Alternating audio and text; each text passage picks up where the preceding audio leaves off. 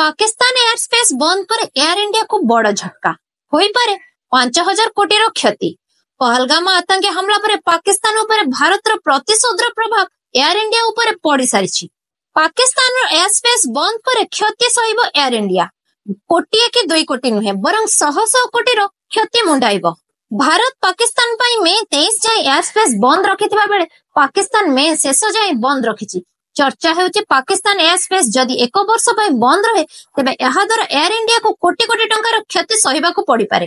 Air India दाबी करुछि जे एहा द्वारा कंपनी वर्ष को प्राय 5053 कोटी टंका अतिरिक्त खर्चर सामना करिवो।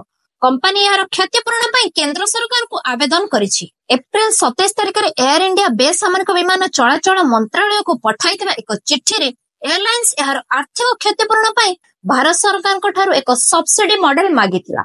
एथिरे कंपनी आकलन करितला जे एयर स्पेस कटकणा जो प्रति वर्ष कंपनी रो प्राय 50 बिलियन भारतीय टंकार अधिक क्षति हेबो।